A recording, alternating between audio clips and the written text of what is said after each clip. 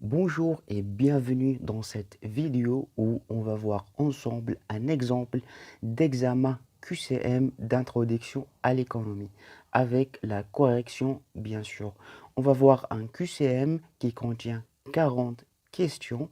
Donc je vais vous donner la réponse de chaque question et en même temps je vais vous expliquer la réponse en détail comme ça pour que vous arrivez à bien comprendre. Donc, on va le faire en 5 vidéos pour qu'il soit plus facile pour vous et vous comprenez bien en détail comment on a fait pour trouver la bonne réponse. D'accord? On va commencer avec la première question. Donc, la première question dit: la science économique étudie comment les ressources rares peuvent être utilisées pour produire des biens, puis comment ces biens sont répartis et consommés pour satisfaire les besoins des hommes.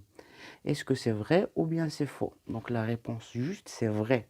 Donc c'est vrai que la science économique est une science qui étudie comment les ressources rares sont employées pour satisfaire les besoins des hommes. D'accord? Donc deuxième question, qu'est-ce qu'un besoin primaire? Un produit agricole, un service, un sentiment de privation nécessaire à la survie ou bien une épargne? La réponse juste, c'est un besoin primaire est un sentiment de privation nécessaire à la survie. Si vous vous rappelez bien le pyramide de Maslow, donc il est composé de 5 types de besoins. Les besoins primaires, les besoins de sécurité, les besoins d'estime, les besoins d'appartenance à un groupe et les besoins d'accomplissement. Et au plus bas du pyramide, on trouve les besoins primaires. Ça veut dire les besoins primaires, c'est les besoins très basiques primaires. Ça veut dire dormir, manger, boire, c'est des besoins très basiques. C'est ça un besoin primaire.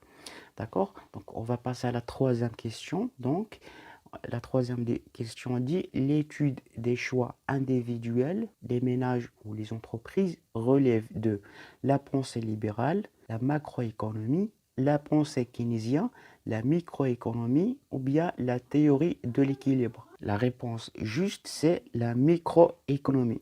Parce que la microéconomie, il étudie les comportements et les choix des individus, soit les ménages, donc les ménages, il étudie à travers des équations le comportement de consommation, l'utilité, etc. Et pour les entreprises, donc la microéconomie étudie la production.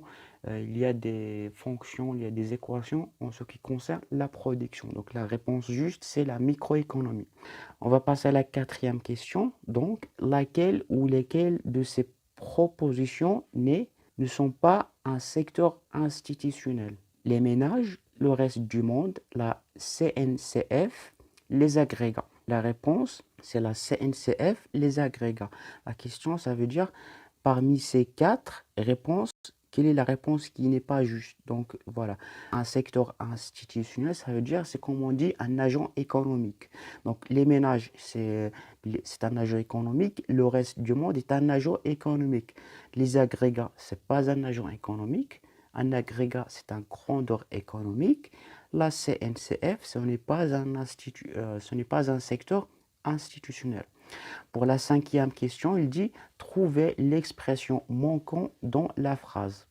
Le circuit économique est, entre parenthèses, de la vie économique qui fait apparaître les principales relations entre les agents. Les choix qu'il y en a, il y a une représentation simplifiée, un mouvement de valeur, un équilibre, un agrégat. La réponse juste, c'est une représentation simplifiée. Comme vous savez, un circuit économique est une représentation simplifiée qui simplifie toutes les opérations qui se réalisent entre les agents économiques. D'accord? Donc, la sixième question dit: les théories du courant libéral et du courant marxiste s'opposent sur les logos des entreprises, les biens économiques, l'organisation générale du système économique ou bien l'impôt sur le revenu. La réponse juste, c'est l'organisation générale du système économique. Vous savez tous que le courant libéral et le courant marxiste s'oppose sur plusieurs choses, c'est-à-dire sur le système économique. Le courant libéral, il encourage la propriété privée des moyens de production. Il dit que l'État ne doit pas intervenir dans l'économie. Par contre, le courant marxiste dit qu'il faut que c'est l'État qui doit possède des moyens de production pour répartir la richesse d'une manière égale dans la société.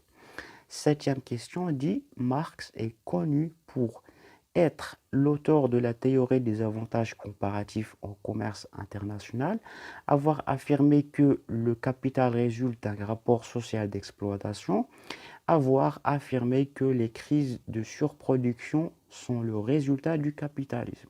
La réponse juste est B et C.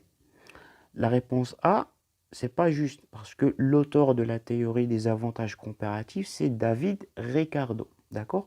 Bien sûr que Marx a prouvé que le système classique est une exploitation de la classe des pauvres. La huitième question dit trouver l'expression manquant dans la phrase. L'individu, en agissant dans son propre intérêt, contribue au bien-être de toute la somme des intérêts particuliers égale à la main invisible, l'offre et la demande, la régulation du marché ou bien l'intérêt général.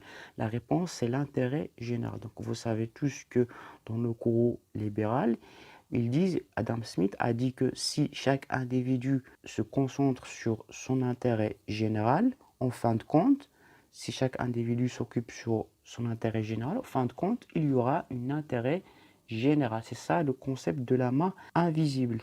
Et voilà donc, on se retrouve dans la prochaine vidéo pour répondre aux questions qui restent.